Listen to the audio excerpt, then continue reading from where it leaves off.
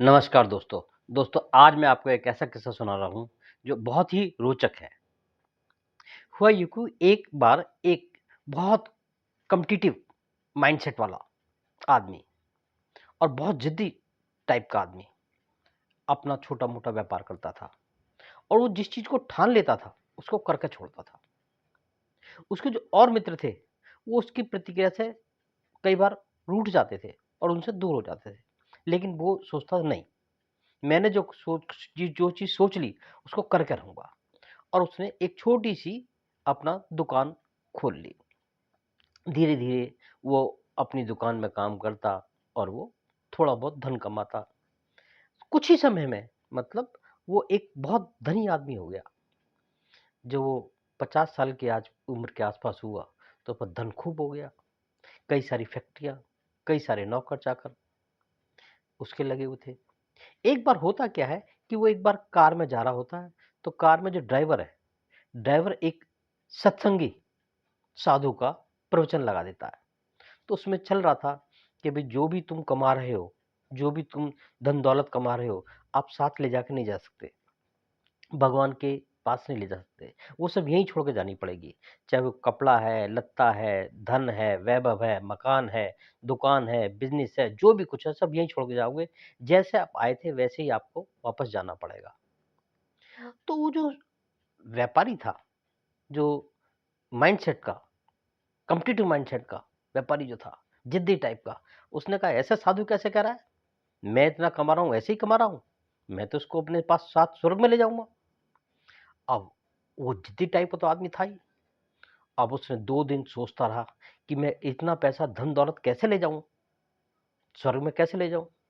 तो बड़ा आश्चर्य वाली बात है।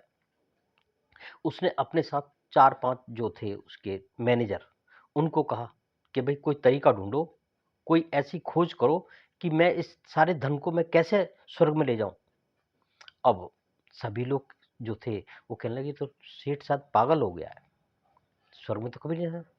उसने कहा मैं तुमको 1 करोड़ रुपया दूँगा, आप कोई ना कोई कारण ढूँढ के लाओ, कोई ना कोई इसका हल ढूँढ के लाओ। 1 हफ्ता हो गया, कोई भी आदमी नहीं आया। दूसरे हफ्ते उसने कहा मैं 5 करोड़ रुपया दूँगा, आप इसका हल ढूँढ के लाओ कि मैं इतना पैसा धन-दौलत कैसे स्वर्ग में ले जाऊँ। अब जो थी जितनी भी फैक्ट्रियाँ थी, सब जगह में ये बात हो गई कि राजा शायद पागल हो गया है, सेठ पागल हो गया है।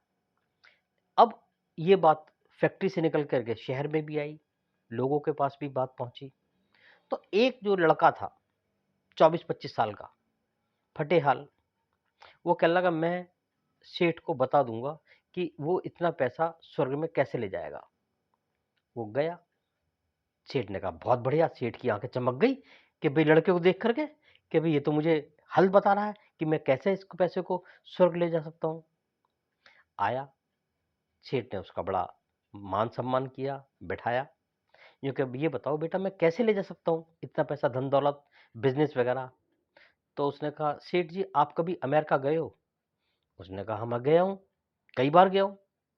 कि अच्छा, तो वहाँ आप पैसे कैसे चेंज कराते हो? कि एयरपोर्ट पे जाता हूँ, करेंसी चेंज कराता हूँ और चला जाता हूँ। फिर कहने लगा आप जापान गए हो? कि हाँ, जापान भी गया हूँ। कि जापान में क्या कर किया कि वहाँ पे भी मैंने यहाँ की करेंसी दी और जापानी करेंसी ली और मैंने वहाँ पे चलाया और जो मुद्रा यहाँ पे होती है, उसी मुद्रा के हिसाब से मुझको वहाँ पे सुविधा मिल जाती है, सामान खरीदने की क्षमता मिल जाती है। उसने कहा आप कभी जर्मन गए हो? कि हाँ, जर्मन गया हूँ।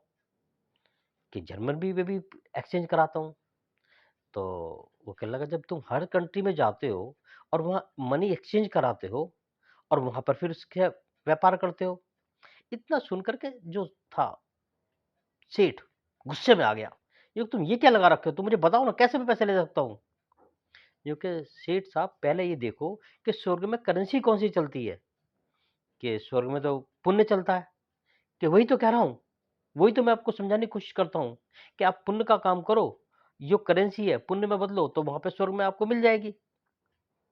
सेठ को जो है उस लड़के की बात समझ में आई।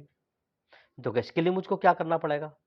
क्योंकि सेठ जी इसके लिए आपको नए-नए स्कूल खोलने पड़ेंगे, नए-नए हॉस्पिटल खोलने पड़ेंगे, वातावरण को शुद्ध करने के लिए नए-नए पार्क बनाने पड़ेंगे, जो ज़मीन पर जो चीज़ें हैं, उसमें आपको धन-दौलत खर्च करना पड़ेगा। तो सेठ को उसकी बात समझ में आ गई। सेठ ने फिर उसके बाद कई औषधालय, कई जो है अपना स्कूल, छोटे बच्चों के जो बच्चे अपाहिज हैं, उनके लिए दान देना शुरू किया और पुण्य कमाना शुरू किया।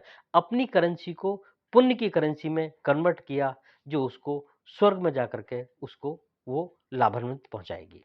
दोस्तों, आज की कहानी के लिए इतना ही। अगले दिन किसी नए किस्से के साथ धन्यवाद।